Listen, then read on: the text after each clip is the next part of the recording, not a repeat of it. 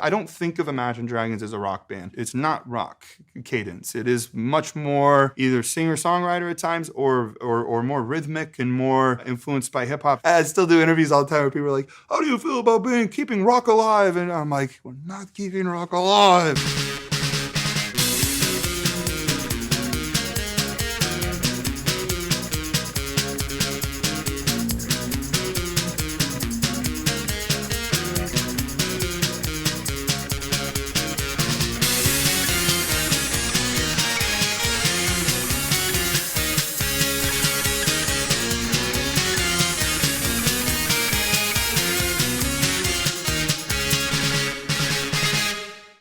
What was that one serial killer that operated in Houston and killed like 32 young boys before like he even got close to becoming caught, and it was only like an accident that he did? I don't know about one in Texas. But it's in like the 60s, I think. I mean, I know that was pretty much Gacy. He was getting away with it and like not really being that careful. No. It was like literally dudes he worked with and shit. So it's like after like contractors he'd hire. Mm-hmm. And, you'd think it'd be pretty easy to track. Like every time someone works for this Gacy guy, they disappear. It's fucking crazy. Like, I get nervous when I steal a jar of peanut butter from Metro Market at the self-checkout. I really would not expect it to be this easy to get away with kidnapping and torturing someone for years. Even with modern forensic science, I don't know how hard murder is to get away with. Because you get caught because it's someone you have some relation to, or you told somebody. Yeah. Those are the real reasons most people get caught. Mm-hmm. Or in this case, he was too lazy to bolt up the door properly. Yeah. And if you were to just go, if I was just to go to find somebody that was vulnerable in society, no one cared about them. That's the key. Yeah, it'd be pretty fucking easy. I hate to say it. Yeah. No, that is the key to all serial murders is, you just find the most expendable people in society. That's where I'm convinced.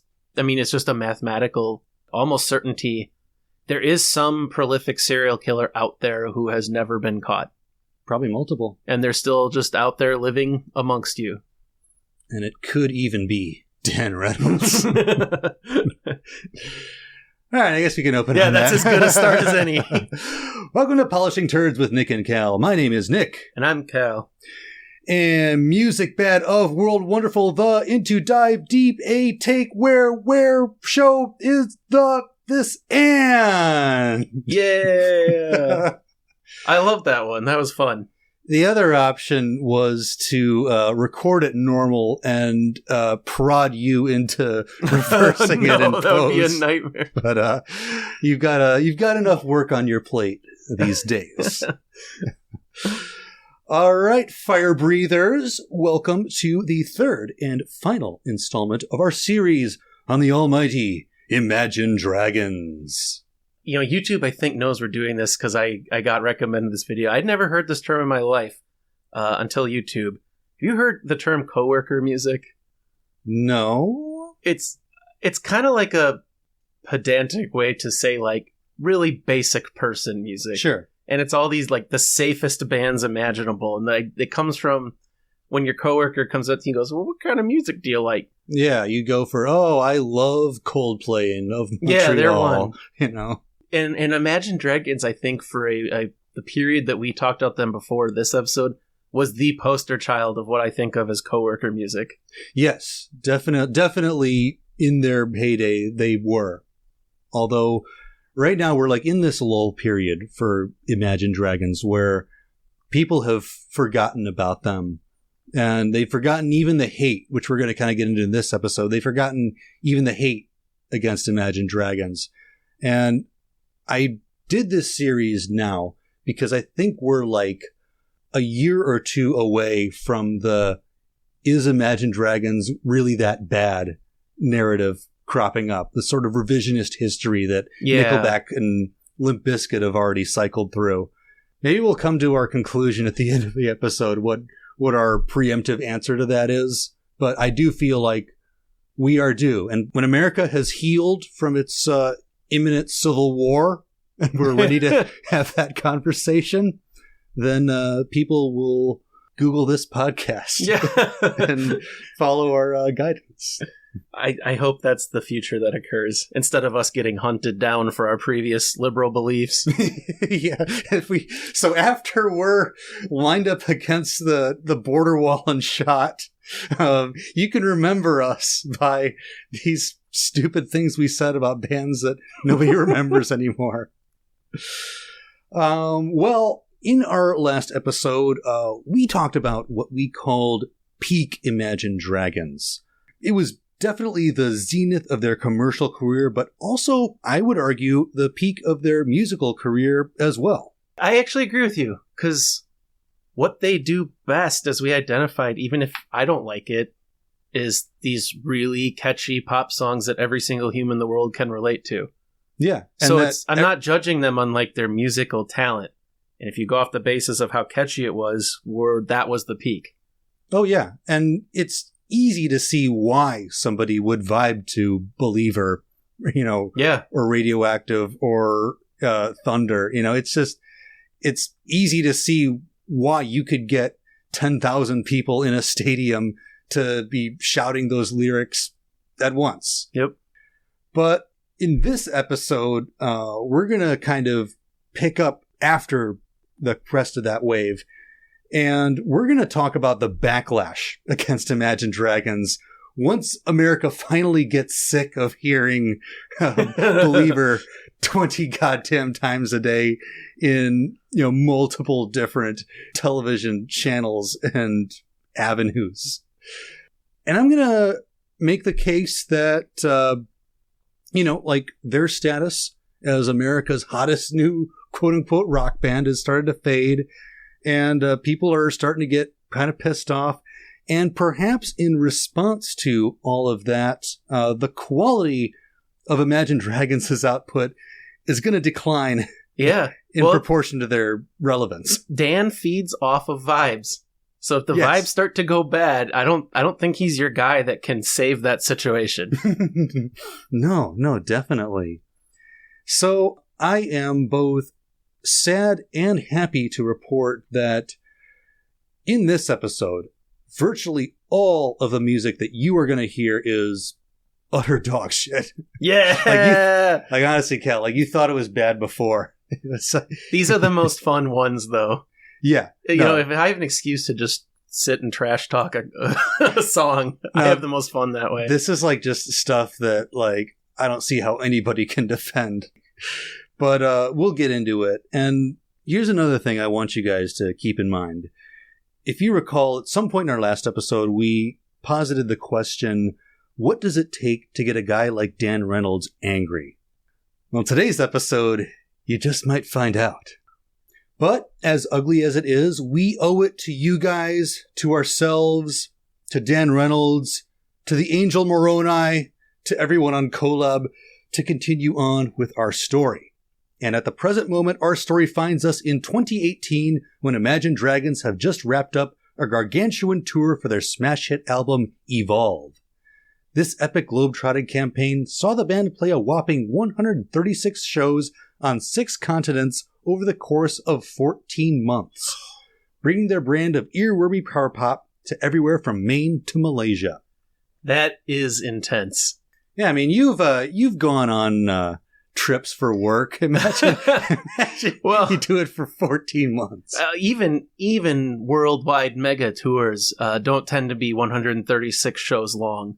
No. And I've seen historically bands that do this. Mm-hmm. They very rarely follow it up with a stronger album after. Yeah. They're usually pretty burned out. Except for Taylor Swift, who I'm convinced whatever adrenochrome life extension drugs that Alex Jones claims exist, if there are any on Earth, she takes them because she would look at a itinerary like that and be like, psh, nothing. Well, it's easy when you have your own supersonic jet. Yeah. I'm sure these guys had fucking, I don't know. I'm sure they've got aircraft. You tell me. Oh yeah, they definitely did. Can't hook something up for Dan Reynolds. They definitely did. Now, upon returning from such a long, grueling tour, most bands would probably have taken some time off to relax, maybe recharge their creative batteries, give themselves and their fans enough distance to prepare for the next album cycle. But not Imagine Dragons. No, as we've already seen, these guys were determined to do whatever it takes to keep the momentum going. And thus, upon returning, the band immediately launched into their fourth studio album, Origins. That's the price you pay. Leave behind your heart and cast away. Just another product of today. Rather be the hunter than the prey. And you're standing on the edge, face up, 'cause you're a natural. A bleeding heart of stone. You gotta be so cold to make it in this world. Yeah, you're a natural. Living your life cutthroat. You gotta be so cold. Yeah, you're a natural. Will somebody let me see the light within the dark trees shadowing? What's happening? Okay, that could have been worse. No, that's This not, might be the high point of the episode, huh? this is not like the bad part yet. I mean, that definitely is a recognizably Imagine Dragons-y It song. sounds right in line with what I would have thought they'd make next. And you will be utterly shocked to learn that it was chosen as the official anthem of the NCAA 2018 college football season. Yep. But there's still, like, I think a little bit of an element of anger and darkness that's kind of starting to creep up into the Dan Reynolds vibe space. I could see that. Everything else we've seen is so aggressively safe Yeah. that I would say him even letting his voice get a little raspy and screamy was out there for them. Yeah. So Dan Reynolds said this in a press release for the single. It says, quote, "Living in a dog-eat-dog world can bring out the worst in you, and sometimes the best. It would be a lie to tell you that I haven't become somewhat skeptical about some things in the last decade of my life. However, I believe that when you truly learn to love yourself, the judging eyes and hateful words become meaningless." It's like I started thinking really hard about the golden plates. like why wouldn't he just show them? But then I realized I was being too judging. So that's Origins. It was produced by the now familiar cast of characters: Alex the Kid, Matt Man and Robin, the 2 or 3 other producers that they are, super best buds with and have helped shape the Imagine Dragons sound at this point. The squad. The squad. If the squad were just like completely vacuous and bad ideas. But the tone of this album is just ever so slightly darker than its predecessor, Evolve. And in my view, the band was clearly starting to feel, if not a full backlash, then starting to chafe at the realities of being famous and of having so much attention on them and of so many people criticizing them. And you take a guy that, as we've already mentioned, very publicly sensitive, Dan Reynolds, Yep. very much an empath. He's just not going to take this sitting down. You think it would be natural to know, like, hey, we've kind of hit the peak here, but they never seem to feel that way in the moment. I don't think any band ever does. Right. You have an album like Evolve and you just think, cool, let's do even better next time. You're not thinking, I don't know how much I can top that. I think the only band we've ever covered that was realistic about it was Chumbawamba. Yeah, because and that's because A, they were intelligent individuals, but B, they were already in their mid-30s by the time that happened. Mm-hmm. Like they'd been in music business long enough to just know, like, oh, this is how it actually works. Like, this company is actively trying to exploit me. This is what we can expect, and we're too weird to like do anything different. Yep. But Imagine Dragons, like, just they're not playing that kind of game. And No. But I honestly think that even just in general life, Cal, when you go through your own peaks and valleys as an individual, whether it be like in relationships, in health, did you think at 25, like, I'm in the best physical condition and it's only going to get worse from here on out? Like, I can wake up in 5 years and expect my back to hurt? No. Like, you Actually, yeah. All right. When you put it that way, that clicks now. Because that's where I was at. I was the strongest I had ever been in my life and in easily the best shape when I fucked my back up. Yeah. I did not realize at the time that was the peak right there. No, you think like, oh, I'm going to add like 10 I'll more keep pounds going. next week. Yeah, you know. I gotta hit the records here. No, I think there's something about human nature that we just can't stop at a certain point. Mm-hmm. So, but clearly Dan Reynolds doesn't like the way he's being perceived. And we get kind of a taste of that in these lyrics to the album's third single, Machine. So Dan sings, quote, "I've been wondering when you're going to see I'm not for sale. I've been questioning when you're going to see I'm not part of your machine." It's like... Dan, you've based your life on being for sale and part of the machine. It's like, I would love it if that song was used in a commercial for like Ford. I know. It's like, don't be a part of their machine. Drive the F-150. Isn't this a little bit like Snoop Dogg coming out and be like, "I've been wondering when you're not going to see. All I do is get high and talk about it," or something like that. Can't you see I'm not a pothead? Yeah. Pothead. No, it's a little self-awareness might go a long way here. But here's the song that I really couldn't wait to get to. This is the song that's kind of later on the album. It's a bit of a deep cut, but this song is called "Bullet in a Gun." And toward the end of this song, we get some major fuck the critics energy. So let's check it out.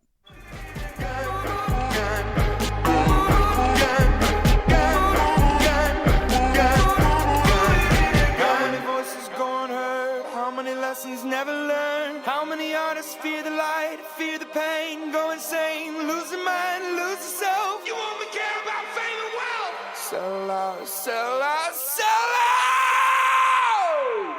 Bullet in a gun, gun, beating my time.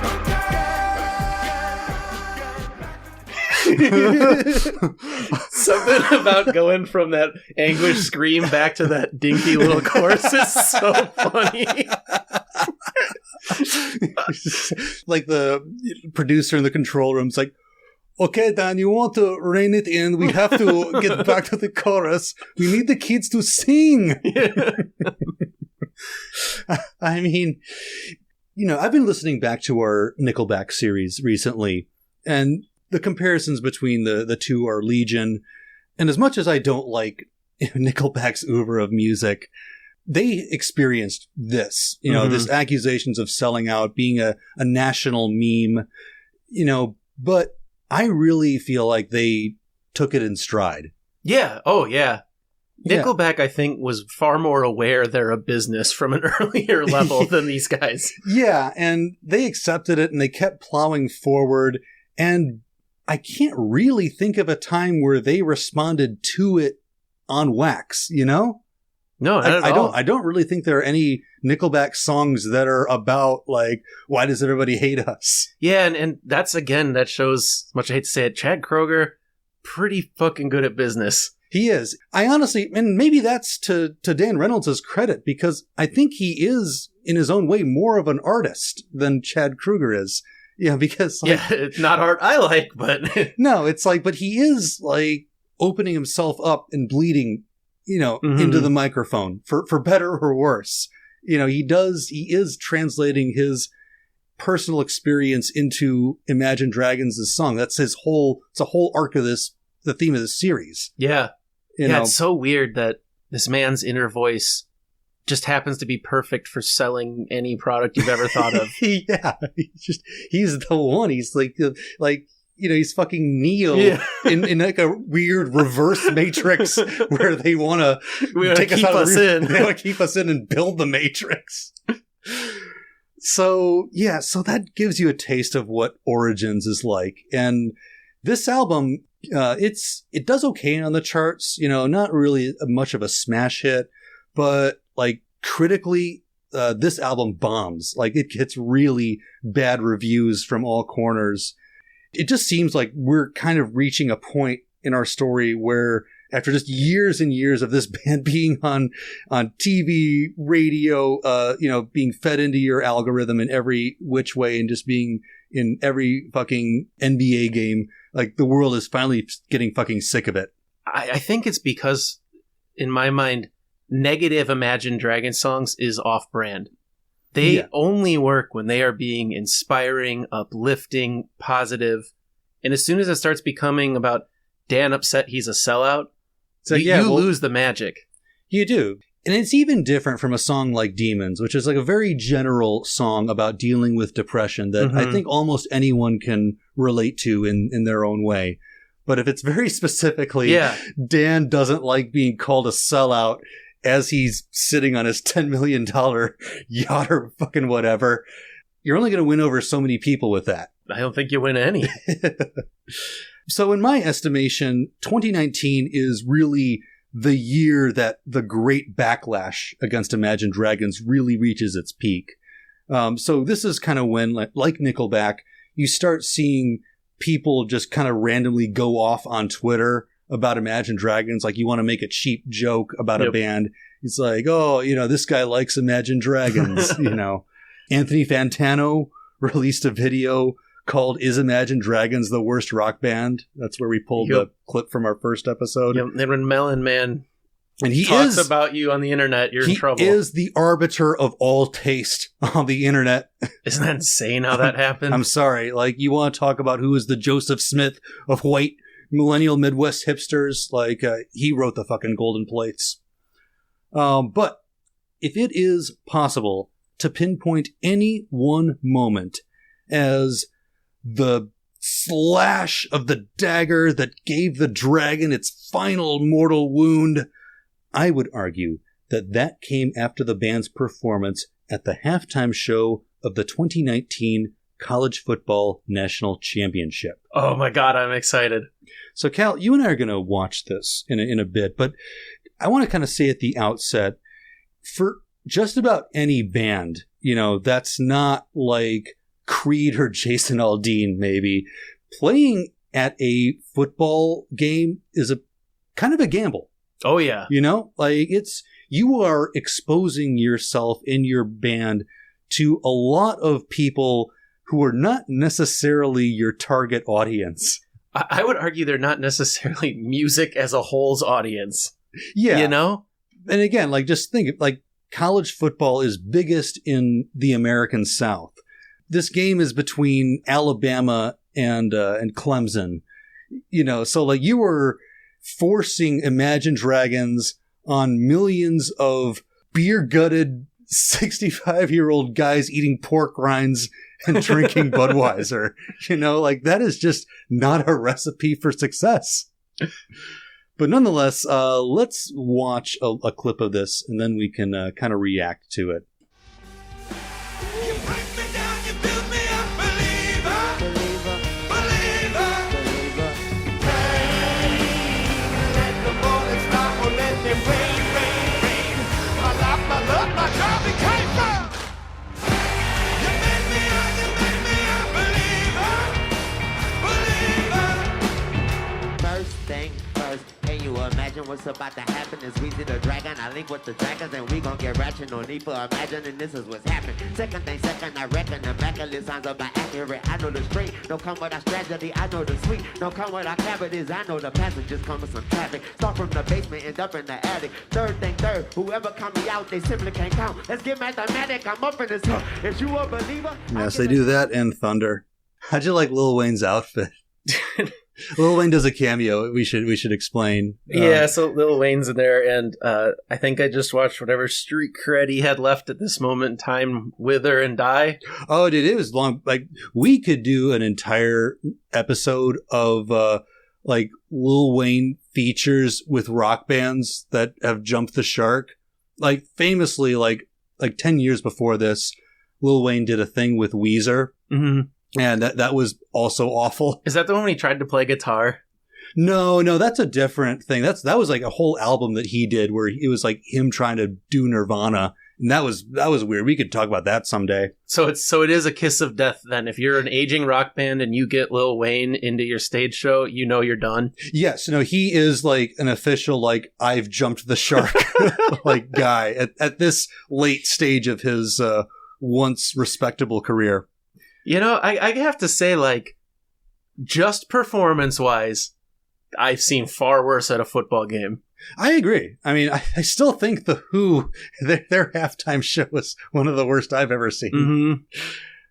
And definitely like a lot of Super Bowl. That was better than the Black Eyed Peas one when we made fun of them. That was way better than the Black Eyed Peas. And like to their credit, they weren't lip syncing. That I'm surprised. Because I was always under the impression they almost make you just lip sync it. Yeah. But that clearly was not. But the problem is what that exposes is how little to the song Believer there actually is. That was my biggest beef when you see them playing that. Doesn't it sound thin?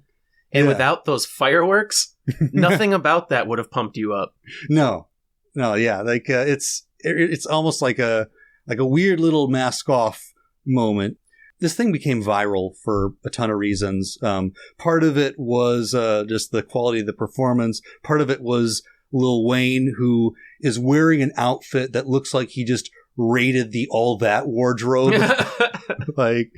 And then also the concert itself was actually not played at the stadium where the playoff game was happening. It was played at like some other space 50 miles away.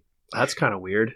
It is weird, but like, I don't really understand why that's a huge problem. No, I don't see it as a problem. It's like, do you really, like, for authenticity's sake, do you really want the band to be playing on the grass where the football teams are playing? You want to, like, have them, like, move their amps across the sidelines and, like, have the halfback tripping over the electrical wires as he's running to the locker room just so they can set up for Imagine Dragons. No, I mean, I think the spectacle is there for the television audience, which is about, like 90 times bigger than the stadium audience. So I don't really care too much about that. Nonetheless, like, this performance gets pilloried and it elicits a deluge of Twitter reactions, some of which I've compiled here. Imagine Dragons feels like if Coldplay fell into a giant vat of Axe body spray. Is Imagine Dragons supposed to be good? Asking for a friend. You can't spell Imagine Dragons without Nickelback. Don't fact check me. I don't want to overreact, but Imagine Dragons should be in prison. I like that one. But perhaps the most scathing criticism of all came from a piece published by Spin magazine the day after the halftime show, titled, Is Imagine Dragons the Worst Band Ever? I gotta wonder, though, why are you only asking the question now? They've been bad for a while. I think the studio window dressing really is the secret sauce, and people just didn't notice that there's nothing to this music. I think it's because now it's safe. You can say it. Exactly. Like, Imagine Dragons were never like critical darlings. They were never like the Strokes or Radiohead. But in the beginning, there was a sense of cautious optimism with respect to how they were treated in the music press and the industry. And then it really was just like they were bombarding the airwaves so much that like finally people couldn't take it anymore. And people that were kind of like mildly annoyed by Imagine Dragons now, because they are high profile enough, feel empowered to like just go out and say, these guys suck. It really is like the sequel to Nickelback. Yeah. Now, on the one hand, like, saying, are they the worst band ever? Are they the worst band ever? No, objectively, no. I mean, in terms of, like, killing the spirit of rock and roll, maybe, but if we were just talking song quality, no, not even close. So maybe that's a bit of an overreaction. And if I'm being honest, the decision to, like, write that article and publish it right after that performance, like, that is, in its own way, as pandering as anything that Imagine Dragons actually does. Mm-hmm. You're just pandering to a different audience that is primed to hear exactly what you're saying. Yep. However, I would be remiss not to note that this article does a remarkable job of encapsulating many of the things that old guys like me and Cal hate about Imagine Dragons. So I think it's worth quoting a little bit from this piece. Quote, since 2012's breakthrough Radioactive, dynamics have been their blunt force instrument of choice.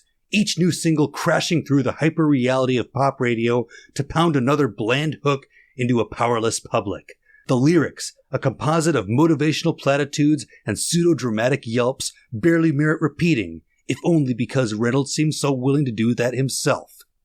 He stands at the center of this fake deep circus, alternating at predictable intervals between his primary registers of knockoff Chris Martin and screaming. Damn. Yeah, I mean, the article really nails it. Like, yeah, you know? That's an evisceration, and it probably hurts because it's true. Mm-hmm. Dynamics as a blunt force instrument like this. That sums up everything we've been trying to say. Like, Yeah. there's no actual instrumentation here in these songs. That's not what they're doing to make a song. No, it's like if your first exposure to music was going to a high school football game and like watching the like, you know, cheers. Yeah, the chants. by the cheerleading squad. You know, it's just I love the line, too, of barely merit repeating, if only because Reynolds is so willing to do it himself. Because that's one of our hates. Yeah.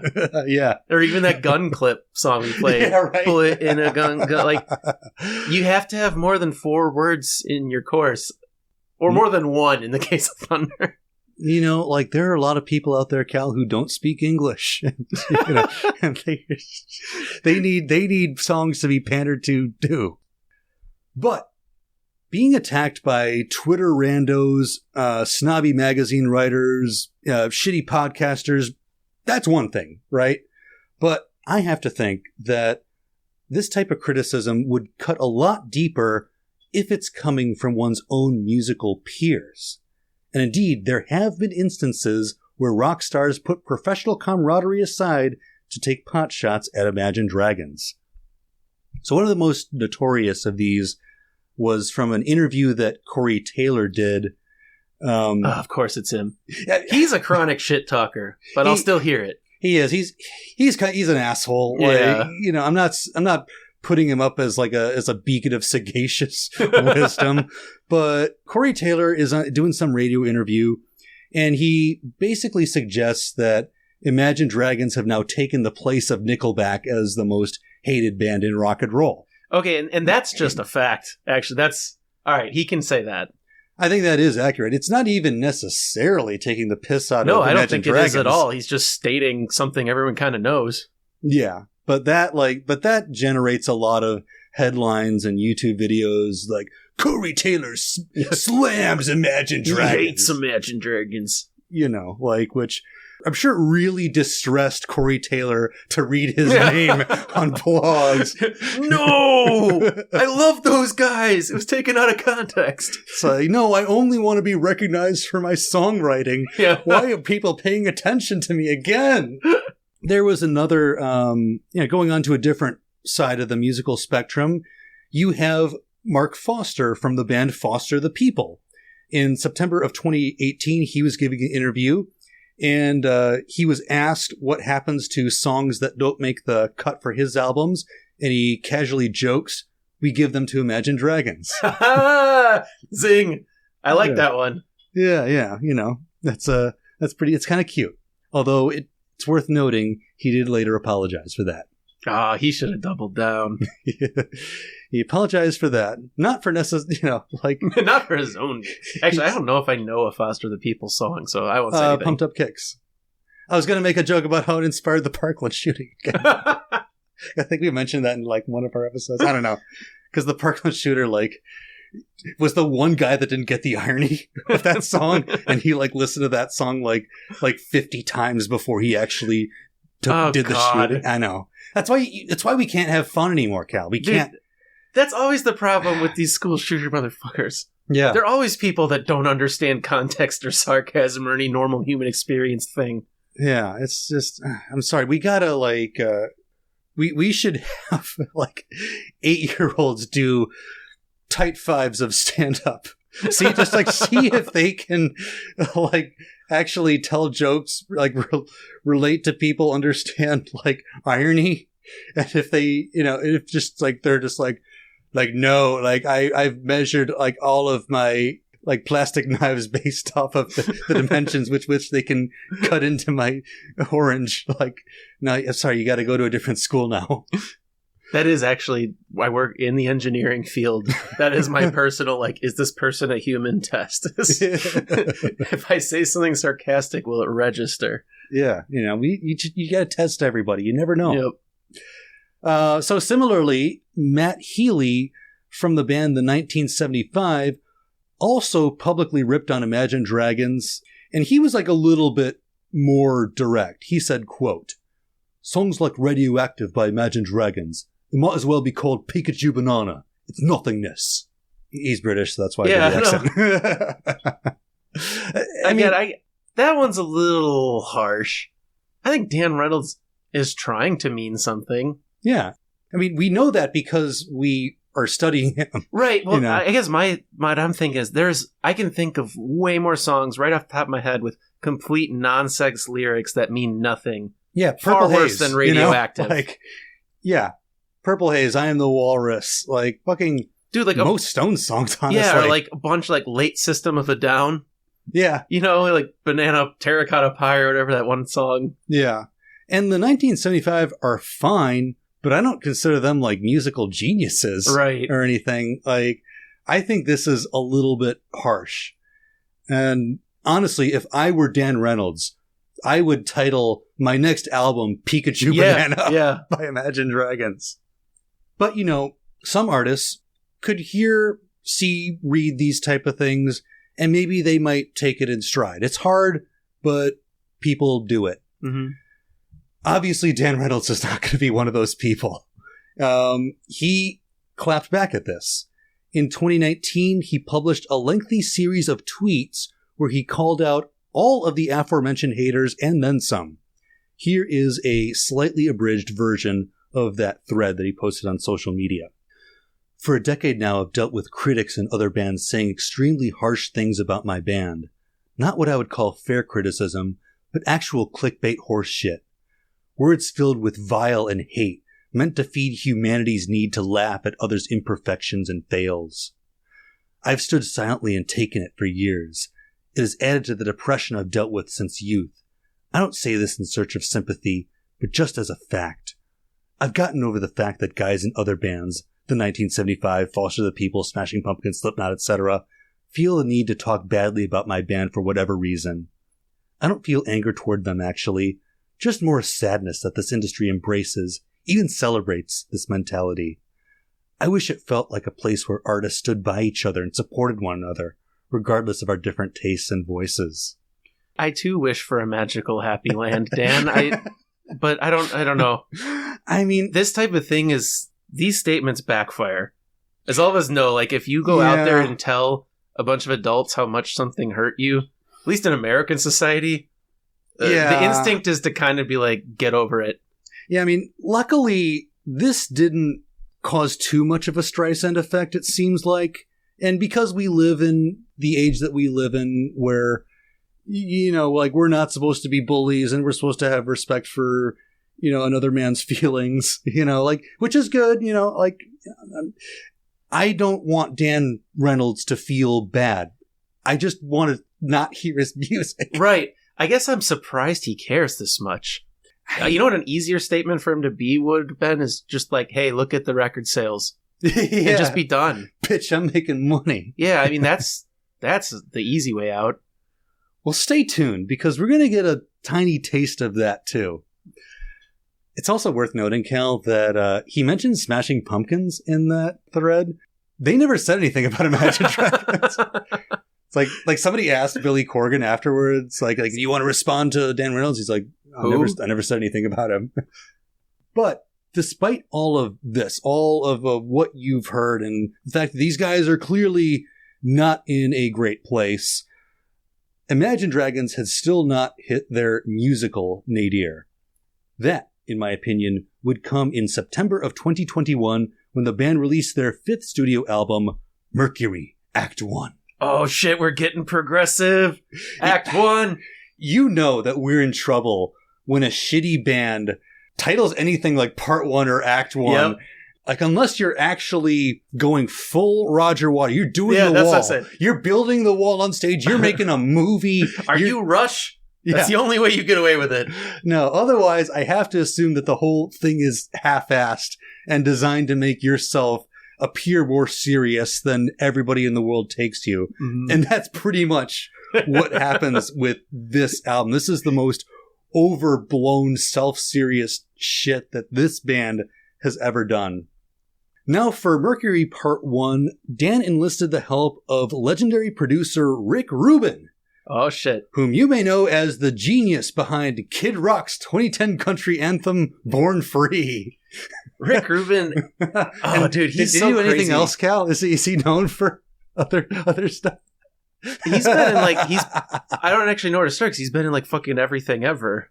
That's true. Like, I mean, okay, obviously, yeah, Run DMC, Beastie Boys, Slayer, like, but Yeah. but like now, like recently, when I hear Rick Rubin's involved in something, Oh, it's going to be ass. it's like, what the fuck? All right, what fucking pop star are you ruining now? I think he's one of the most cynical producers out there these days. Like, all he does is he'll get you a hit, Yeah, but it's not going to be good. I'm trying to think of a comparison. It's like George Lucas or Like Michael Bay, maybe? or Michael Bay, yeah, somebody like some like once respectable artist that's just completely fucking sold out. But now on this album, he is listed as the album's executive producer. And from what I can glean, it doesn't seem like he really spent that much time behind the mixing board, you know, because they have a whole roster of Sure. of producers. He's like a consultant or something. I guess. Like I don't want to be too cynical, but it seems like they just paid to have Rick Rubin on the on the title so that, you know, maybe like Spin would give them another look. I don't know. But he did influence the album in at least one way. According to Dan Reynolds, Rubin pushed him to be, quote, less metaphorical and more direct as a lyricist. Fuck? Is this even possible? I didn't really think that was the problem with Imagine It's like, Dragons. you know, when you had that coarse bullet in the gun, people don't actually know what you're talking about. I don't want people to think I'm actually radioactive, like I've got toxic waste coming off my body. I want my fans to be able to hug me. So, I mean, like, you think it can't get more on the nose? Like, wait. Have you tried just saying I'm sad, I'm mad? That might be better. Okay, well let's go. Let's get right into the next track that I want to talk about. This is the opening song on the album. This is called My Life. I wish on a star for another life, 'cause it feels like I'm all on my own tonight, and I find myself in pieces. There are pills on the table and a thought in my head, and I walk through the halls where I used to be led. My heart is filled with reasons. I'm trying to be somebody else. I'm finding it hard to love myself. I wanted to be somebody new, but that is impossible to do. I'm running out of my mind. Is this really my life? I'm running out of time. Is this really my life? My life. No. Have you noticed they are in the same key in every song they write? It feels like it, yeah. If you ask me what album each of these came off of, I don't know. Even a super fan, I feel like, would have some trouble. I think that's by design.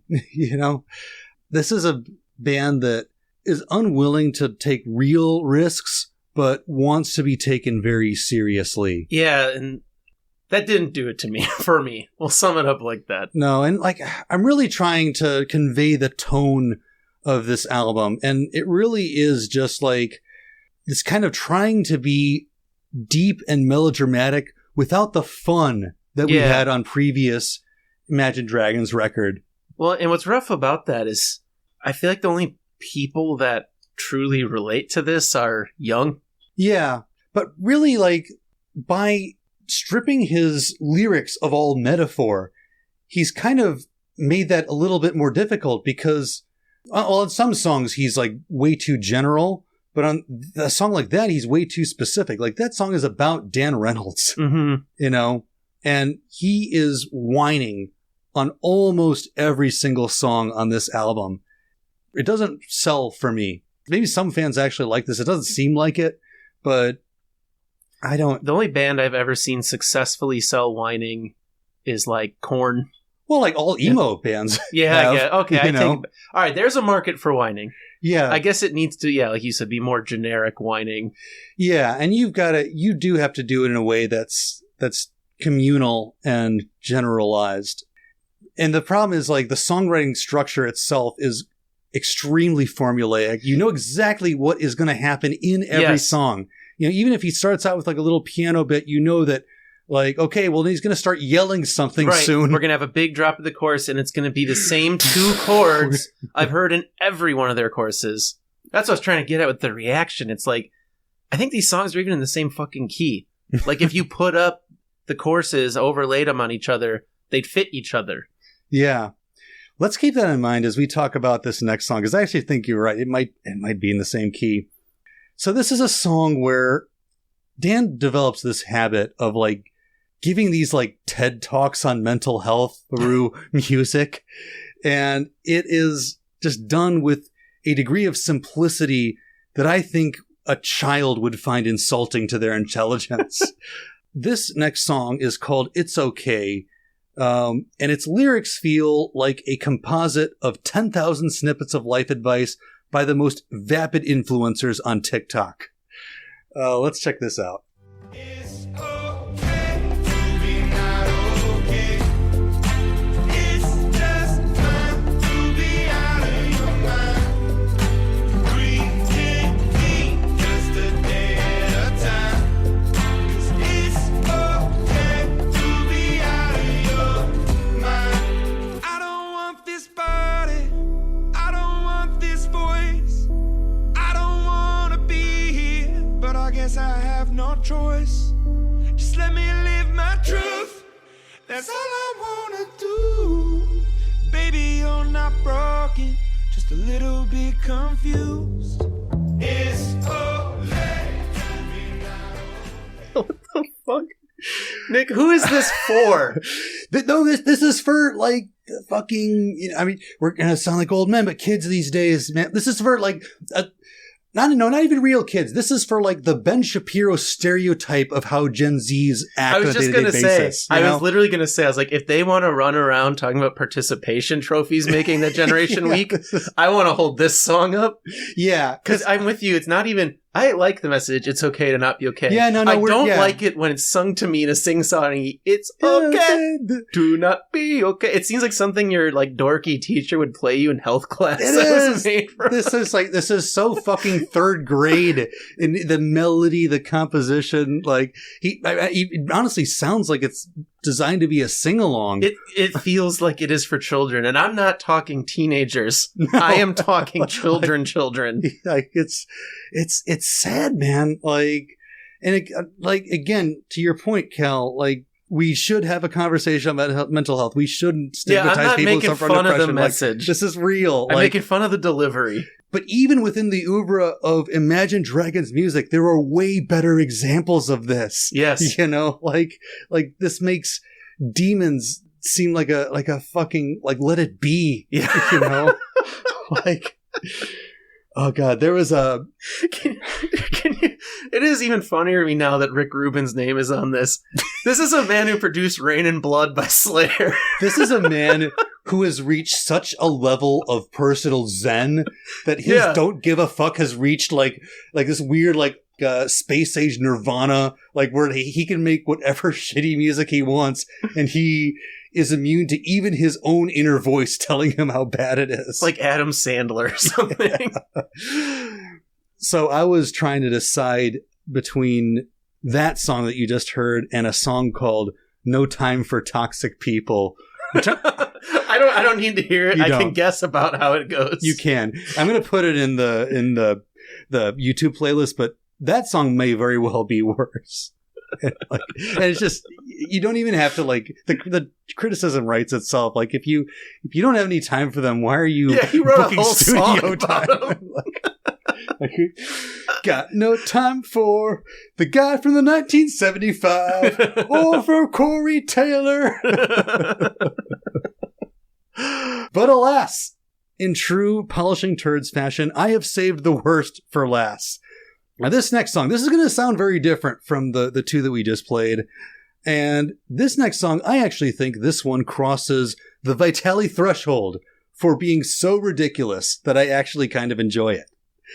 This is yet another song where Dan responds to his critics, but this time he's found a way to channel his inner Fred Durst and prove that even a sweet, lovable Mormon like Dan Reynolds has a breaking point. Waiting patiently, I built this tower quietly, and when my well of Wellbutrin is running dry of serotonin, I can say things I don't mean, or maybe it's the truth in me. I feel it building, bubbling up. My time is up. I'm so misunderstood, but I live for this. My money's good, and I came to win. So step on up, and I promise you, only one of us gon' make it out alive, and it's not you. Only one of us gon' make it out alive, and it's not you. Only one of us gon' make it out Oh alive. my god, dude. It reminds me of everyone's making fun of the JoJo Siwa rebrand lately. It feels like that. We're like, okay, that was cute, but let's go back to normal. Yeah, I mean, if only he had like really committed to this and like made like an entire new metal album, I would fuck with that. Honestly, Oh, dude, I know I sound like a broken record, but it just drives me nuts that they have in the music video they have the whole band there, as if every band member is doing something. Well, here's And the thing: if like, you listen, it's just one piano and a drum beat. well, that's interesting that you say that, Cal, because there's this YouTube video I watched. I'll put that in the playlist too. It's called "Making the Record," where it tracks Imagine Dragons writing and recording this song. And it actually is clear that the other guys do contribute shit. And they do actually have, it starts out with a bass or guitar riff that's actually pretty good, but then it just kind of gets watered down through the process of recording and making the music into becoming like what you just heard. So it's like what you just said. It's they start with a real song and go, now we gotta Imagine Dragonsify it. Yeah.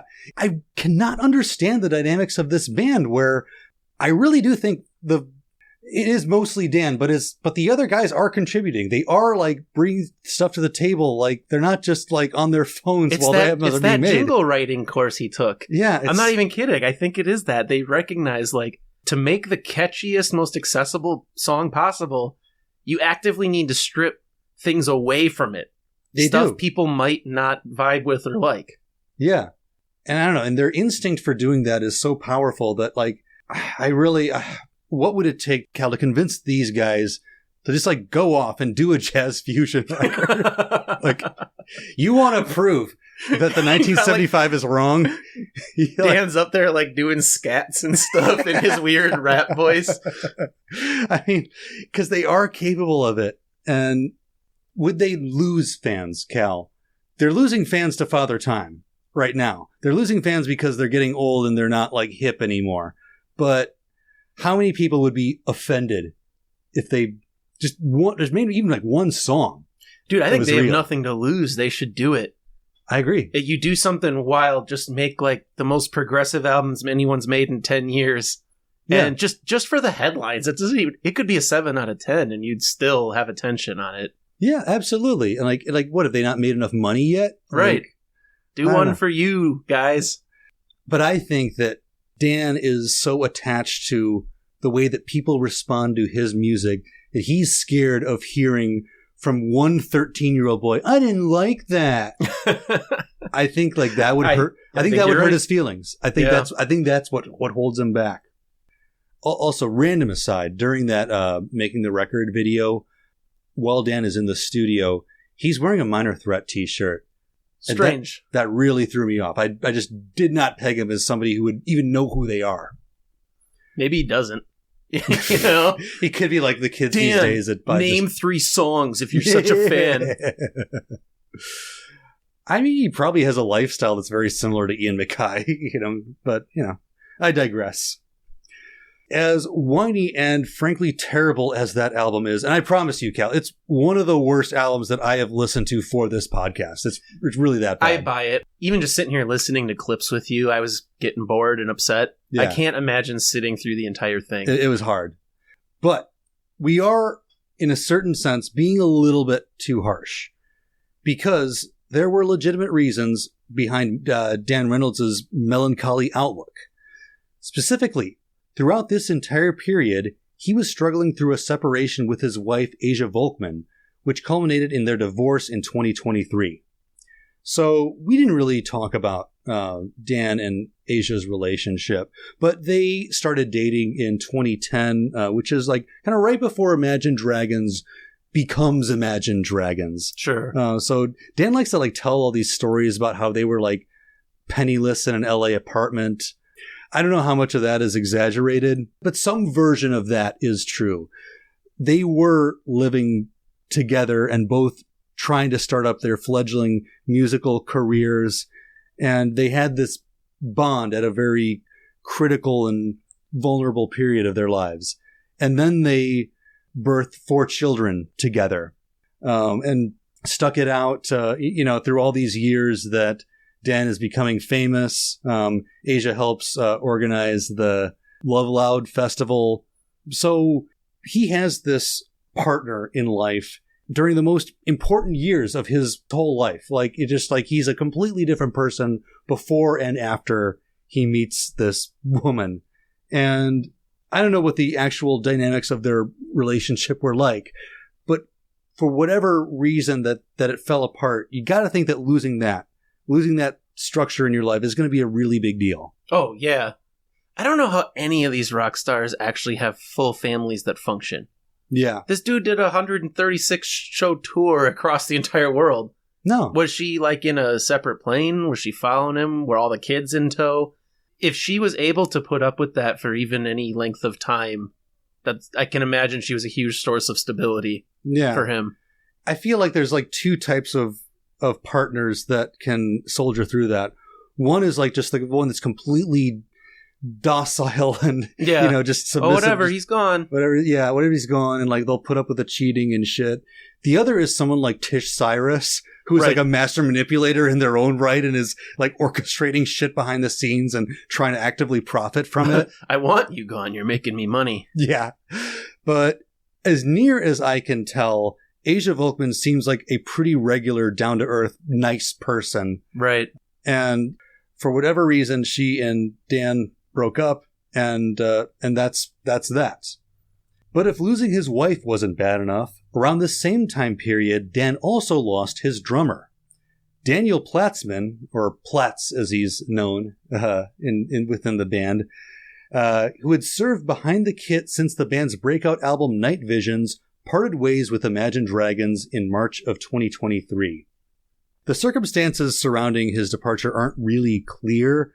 He left the band in the middle of a South American tour, saying that he needed to, quote, focus on his health, which is really the most vague, that could like public statement. That could literally mean anything. It could mean he actually does have some medical condition we don't know about. It could mean that they hate him and they're trying to be nice about it. It could mean that he has a drug addiction. I don't want to speculate because I don't know. He's just sick of his drum lines being boom. Can you guys just get a machine out there? What's the difference? Yeah, like it could be fucking anything. But I bring this up because it's worth mentioning that Daniel Platzman is a serious musician, like all these guys. Like, he did like a bunch of soundtracks. He's done all kinds of other compositions. He runs a YouTube channel that's actually really fucking funny and interesting. He also did the soundtrack to the film Best Friends, which stars Greg Sestero and Tommy Wiseau from The Room. Yeah, my boys. Yeah. So, definitely, got some street cred there. So his side gig is where he is an actual artist and gets all this out. I think, like, you need an outlet like that. Absolutely. If you're classically trained, these drum lines have got to be the most boring fucking thing you can imagine. I mean, sure, I know he probably helped arrange the song. I understand that. Yeah. But to go play it night after night, good God. Yeah, for sure. But even so, regardless of how he left or why, and we'll respect his privacy, it remains the fact that right now, Imagine Dragons are officially a trio. And I don't exactly know why I feel this way, but somehow the idea of Imagine Dragons being just these three guys, Dan, Wayne the guitarist, and Ben the bassist, and a whole bunch of other noise from the ether, that just strips away like the last remaining thread by which you could tether this band to the idea of even being remotely called a rock band. Yeah, I can see that. I can completely see that, because now it truly is just the Dan Reynolds vehicle. Yeah. And like maybe they are going to do what I said. Just chuck a drum machine up there, program all the beats, and no one will know or care. I mean, pretty much that's what they do. And to be perfectly fair, it is totally possible for a rock band to have no human drummer and still fucking rock out. For example, Cal, the 80s noise punk band Big Black, had a fantastic and very influential career with nothing but a Roland 808 serving up the beats.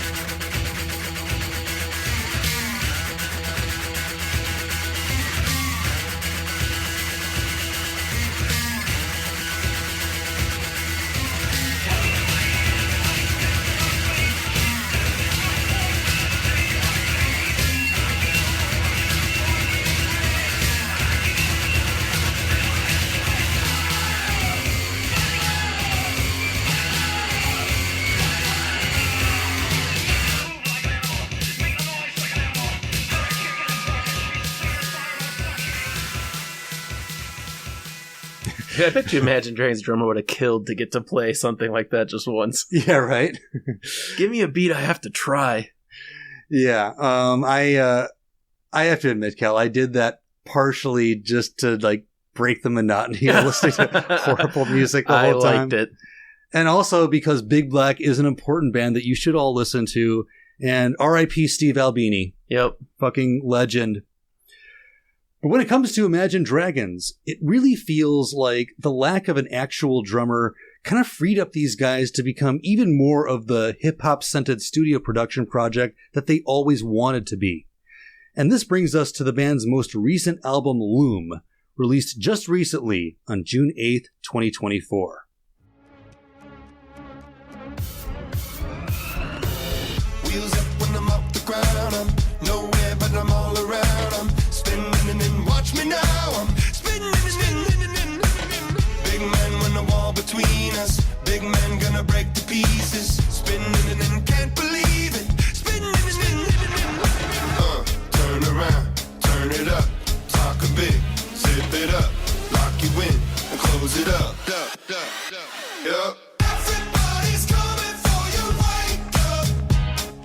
Everybody's coming. Wake up. Spinning. Dude, I love that. My kids are making fun of that one. To me, that song feels like it's almost like something Eminem of late would come up with. Yeah, bad era Eminem. Yeah.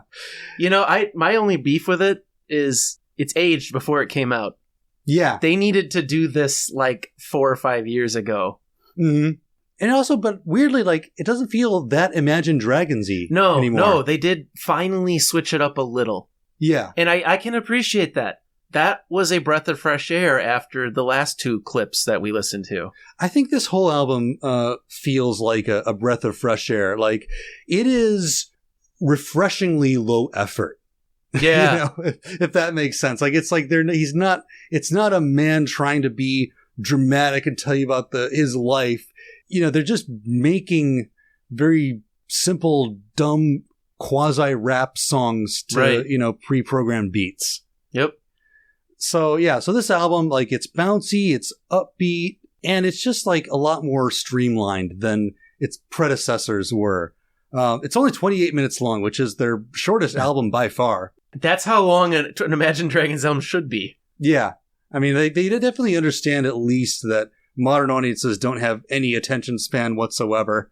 Well, and again, with this kind of music, why even include the tracks that aren't going to be hits, you know? Yeah. Just shave it down. 28 minutes. Yeah, it's fine. There'll be the super fans that'll buy the, deluxe, like, iTunes Japanese edition. But, like, no, for a general audience, it's fine. And it's also the only album where every song is made by the same producer. In this case, it's Matt and Robin. They just, figured out, like, hey, you guys do the best job for us. Why don't you just write the whole fucking album?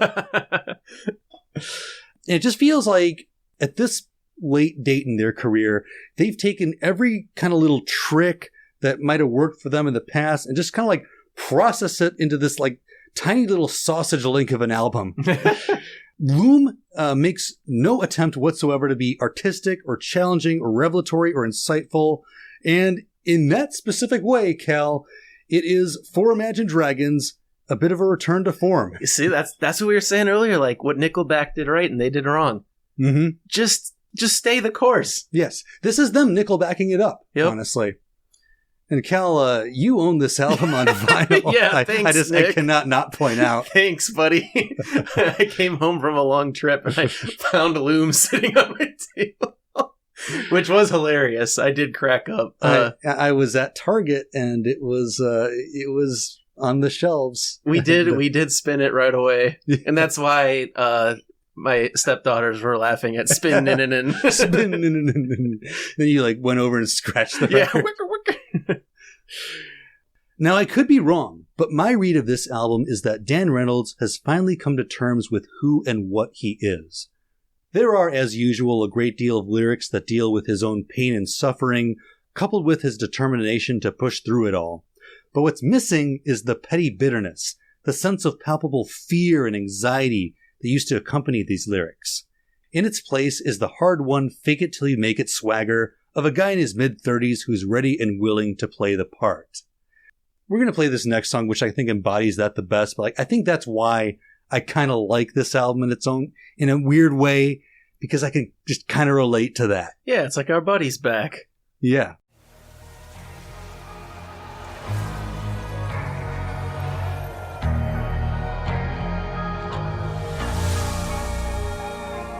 I'm back from the dead, from the back of my head. Been gone and facing horrors that should never be said. The wrath and the grit from the pit of despair. Been taking every whip and word, I've never been spared. They say tomorrow's never promised, honest. They say the angels are among us. Lock me up in the maze. Turn out the lights.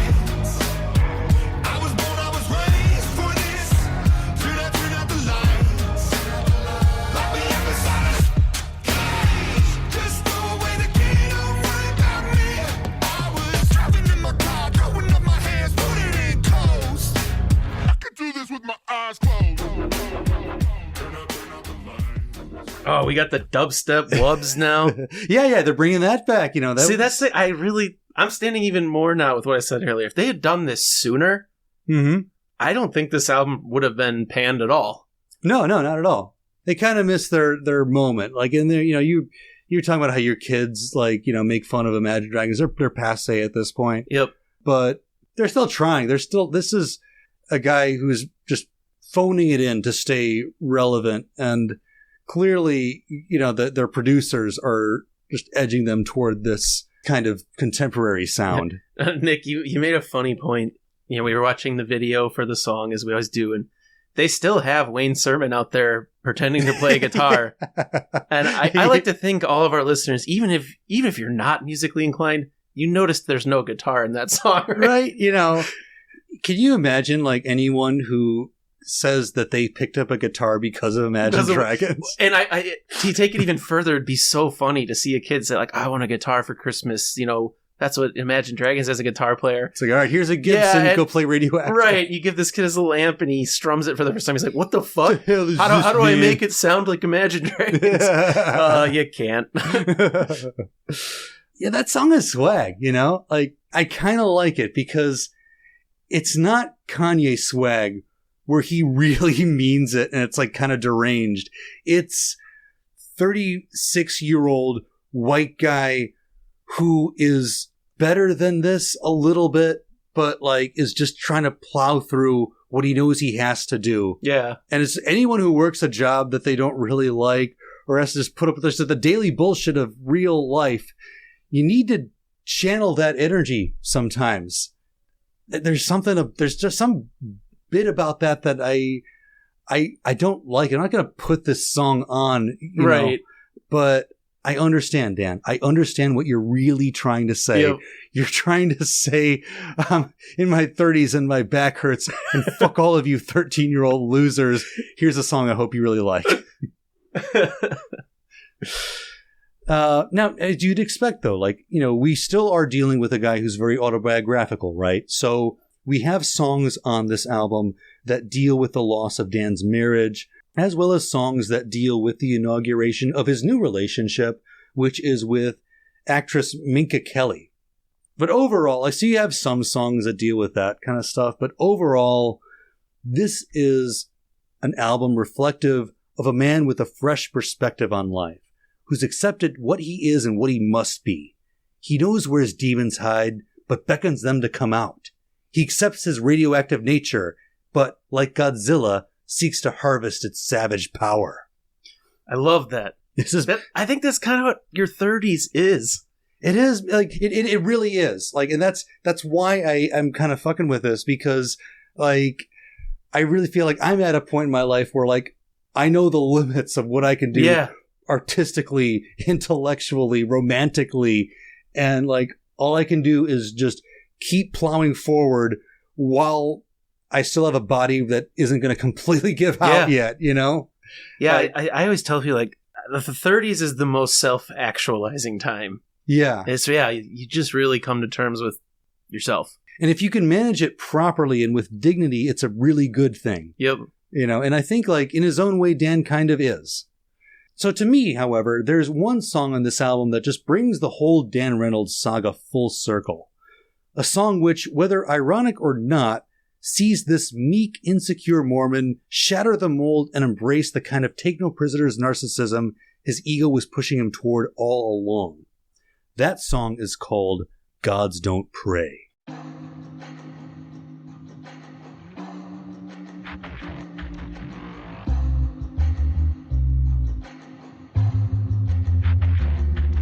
No turning back, you know I seen too much. My venom when it turned to rage. Yeah, painted black, don't need a Midas touch. My sentiment is center page. Cause I've come, good waters parted. Now me to stay. I've won, I've lost, I've paid that cost. And I'll never break until doomsday. We ain't never coming downstairs. Gods don't pray, gods don't pray. Save it for somebody that cares. Gods don't pray, gods don't pray. Love me, hate me, and make me ugly. Break me and shame me. You should see the view up here. Gods don't pray, gods don't pray. Yeah, dude. That song did have a bass line. Well, gods don't pray. I can relate to that shit, man. I like that. Yeah, fuck that. The only true God is yourself. Exactly. So, you know, a bit of context about this song and the kind of emotional space that it came from for Dan. So, shortly before this album came out, Dan Reynolds announced that he was leaving the Mormon Church for good. In many ways, this had been a long time coming. His issues with the church's stance on gay people are well documented, and he'd already announced that he wouldn't be raising his kids as Mormons. But not until very recently was Dan able to sever that final cord, and given that the LDS Church constituted everything that he ever knew from the time he was born, that's a pretty big deal. That's a huge deal, dude. Absolutely. Any really religious family to come out and just sing a song like Gods Don't Pray is ballsy. Yeah, it is. Like, I'm trying to, like, imagine a secular analogy, like, like, imagine if you just learned that, like, oh, the whole time dogs were talking and humans were barking, and, like, dogs actually run all of society, and you have to listen to them. Like, it's really kind of shatters your worldview to, like, not believe that, like, the only truth isn't, like, the only truth. Yeah. So, in a 2024 NPR interview, Dan says, quote, I spent 25 years of my life praying and asking for forgiveness and asking for guidance and then feeling like I wasn't hearing anything. And that was really hard for me. Once I accepted that I don't need to do that, my life became a lot simpler. He also said later in that interview, quote, "So the song is about trying to find God in yourself and not needing to find it anywhere else. And I don't even know that I fully believe in a God, but I hope for beautiful things after this. And I think that I'm just trying to find that in myself so I can give it to my kids." Which is fucking great. Yep. I love Good on that you, for Dan. him. Yep. You know, you are your only God. And Yep. like, that's not arrogant. It's just honest and empowering. Totally agree. So to me, this is as good a place as any to end our story. Dan Reynolds, who spent so much of his life tormented by how the fear of God would judge him, who begged forgiveness from the assholes who kicked him out of college for having sex, who organized an entire music festival to try to convince his church to acknowledge basic human rights, he has at long last allowed himself to say, "Fuck this shit." That is the moral of the Imagine Dragons story. Reject God, abandon your family, move to LA, and content yourself to making shitty music until people get bored of making fun of you. That is the path to true happiness. I know you wrote it as a joke, but you're not wrong. I mean, look at his life now, man. Like, okay, yeah, you have to wake up every day and be Dan Reynolds, but damn, man, like, it's better than it's a good life, yeah. It is, absolutely. And I don't think Dan Reynolds feels bad about being Dan Reynolds. Maybe it's awkward when like he has to drop his kids off at his ex-wife's house. Yeah, like, or he takes the kids to school and some little kid yells, "Imagine dragging these nuts across your face." They go, "Don't listen to them." You know, "Here's $1 million for lunch yeah. money." Oh, dude, like being like a divorced kid, like of a millionaire would be so based. Like, you know, you get 2 Christmases and they're both insane. Yeah, no, like just because like he's got to compensate for that guilt by buying you shit, but like, you know, like instead of a new bike, it's like a fucking Maserati. You know? Then you drive it over to mom's. Like, "What'd you get me?" No, those kids are going to be like the coolest train wrecks in all of Nevada. They're going to the expensive rehab centers, you know, not the fucking, you know, shitty ones that you get court ordered to. They're going to like some fucking Malibu beach resort Yeah, it rehab. has like some 3-syllable name. Yeah. So yeah, that's Imagine Dragons. That's. Are you glad we did this, Cal? I'm actually super glad. There was more to this than I would have guessed. Absolutely. Because you listen to their music and you assume it's the most one-dimensional cash grab you've ever seen in your life. But as always, like as it turns out, there are people behind these cash grabs. 100%. And it was more complicated than I expected it to be. I'm glad we did this. I'm glad to have vicariously gotten to know Dan Reynolds as a person. I wish him well. I don't know what the future of this band is going to be or look like, but, you know, not bad. If I had to guess, there's maybe 1 or 2 more albums in the tank. Yeah. But maybe they'll surprise me and do that jazz fusion we were talking about. Maybe. This is an open suggestion to you. Not that you care what we think, but He might actually really care what we think if he heard this from everything we've learned about him. Like, oh no, they're saying bad things about me. I better take to Twitter. Oh, so do you know I suffer from depression? Fuck Cal and Nick. All right. Okay, you know what? One final question, Cal. Who is worse, Imagine Dragons or Nickelback? Oh, man. That's a tough question. There's a lot of factors to weigh, you know? I think I'm going to go Nickelback. I agree with you. I mean, there's a bit of recency bias, maybe in both directions, but...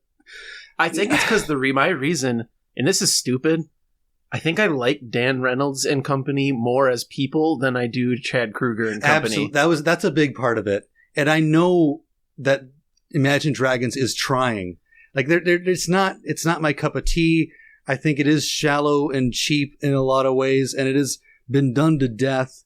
But, you know, like, Imagine Dragons music is more interesting than what Nickelback brings to the table. Nickelback is such a Big Mac, you know, fucking processing plant. Like, they are so cynical about what they do. And if you look at everything we've heard on Loom versus that new San Quentin single, yeah, this is better. Exactly. And the difference is the insincerity of Nickelback. Like, I know Chad Kroeger doesn't go on benders every single night, and then wake up wanting to save the world. Yeah. I know Nickelback is faking it. It exudes from every fucking stereo channel. But Imagine Dragons, for all of their faults, there is a weird kind of authenticity to them. Yeah. And that is the one thing I did not expect coming into this series. Yep, I agree. All right. Well, so thank you guys all for joining us. If you've listened this far and you like what you've heard, please give us a rating on Spotify or Apple Podcasts, whatever you're doing. It just takes 5 seconds and it helps us out tremendously. When we get the one or two, 1-star ratings that we've gotten, it makes me so mad. I want to go on Twitter. I say it makes me get Dan Reynoldsy a little bit. Yeah. It makes me want to write a song about how I'm going to take you into my room and beat you to death. But everyone else, you're wonderful, and you're going to live long lives and get your own planet when you die if you give us a 5-star rating. Follow us at polishing .podcast on Instagram, polishing_turds on Twitter. If you want to email us about anything whatsoever, the address is polishingturdspodcast@gmail.com.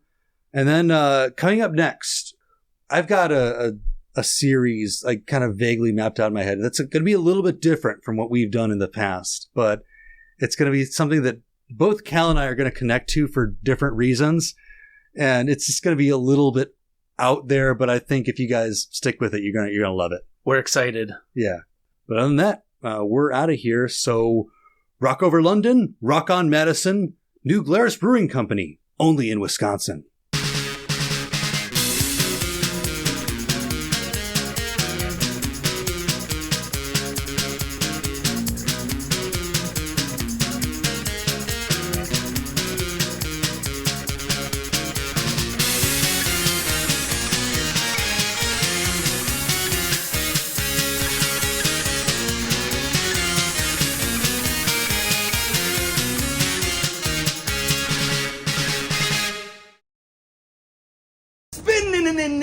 Spinning.